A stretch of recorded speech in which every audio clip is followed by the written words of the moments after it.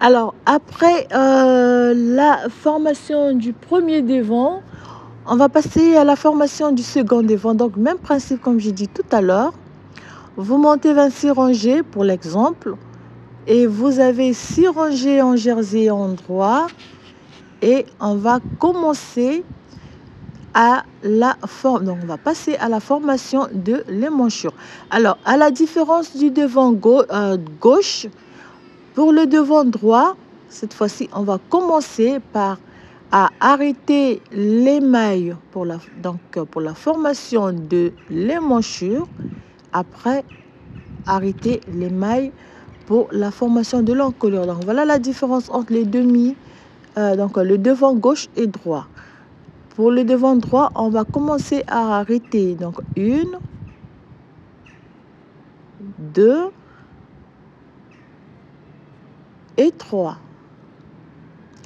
Toujours, voilà, 3 mailles arrêtées pour la formation côté émanchure.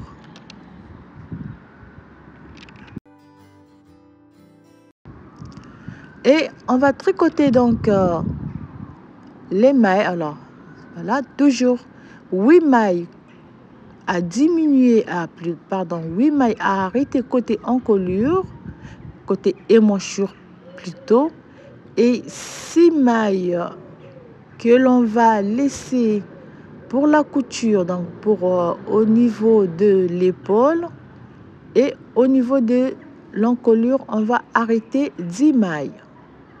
Donc, alors là, j'ai pas trop bien partagé les mailles, mais c'est pas grave.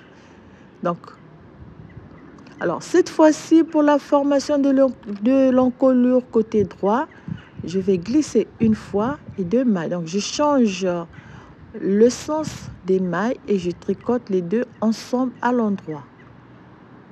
Et je termine par les 6 mailles de la bordure. Alors, pour le devant côté droit, cette fois-ci, vous allez faire la rangée retour, toujours, et vous allez monter une rangée aller et une rangée retour avant de réaliser les prochaines diminutions. Donc, à ce niveau, rien ne change, c'est la même procédure comme on l'a fait pour le devant côté gauche. Vous faites la rangée retour. Après, vous allez faire une rangée aller, de nouveau une rangée retour et vous faites les diminutions suivantes.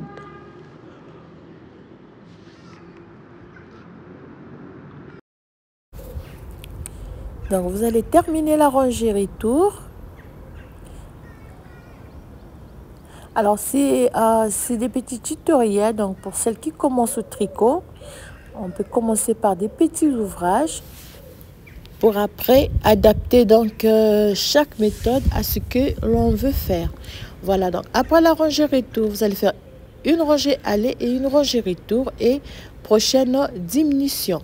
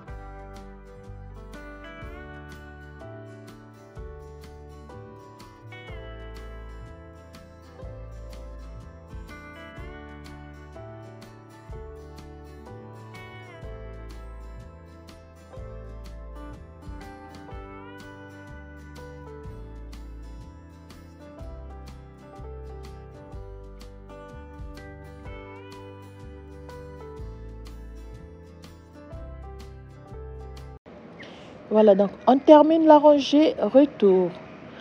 Voici comme pour le premier devant, on va diminuer, on va arrêter 1,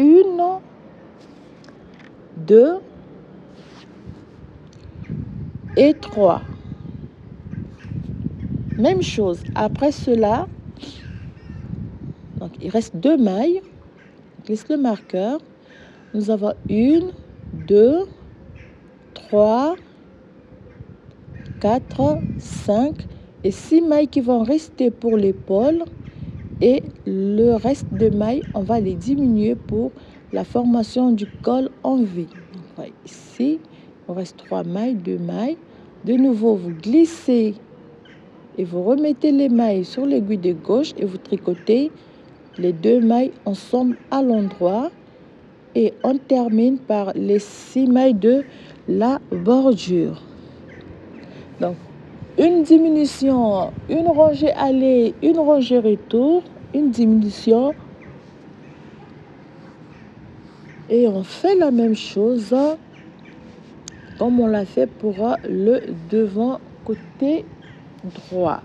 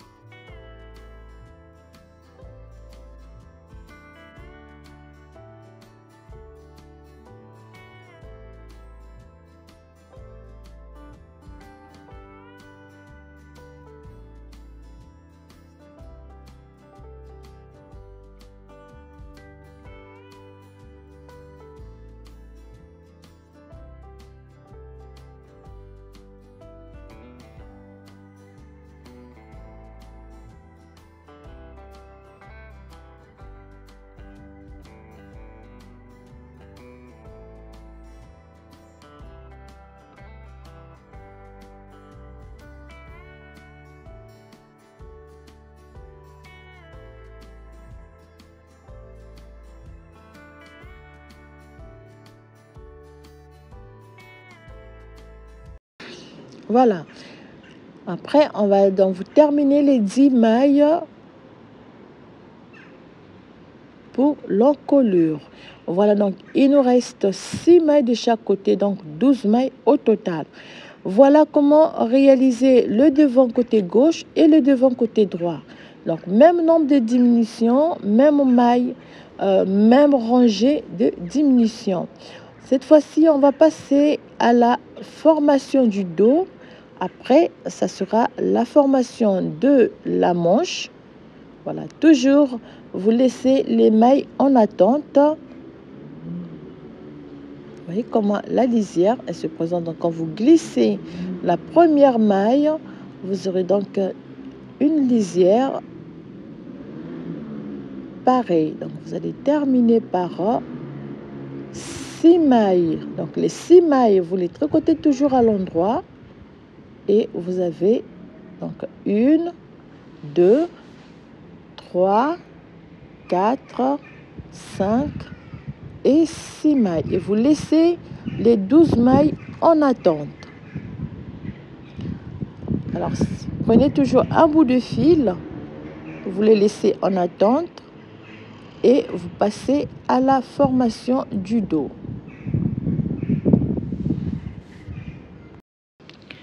Voilà, donc pour chaque ouvrage, pour chaque taille, c'est le même principe. Ce qui change, c'est seulement au niveau des mailles, du nombre de mailles que l'on va monter pour chaque taille, et aussi au niveau des diminutions, des nombres de mailles que l'on va diminuer pour chaque partie. Donc, pour la formation de l'émanchure, pour les ranger après chaque diminution et pour la formation de l'encolure.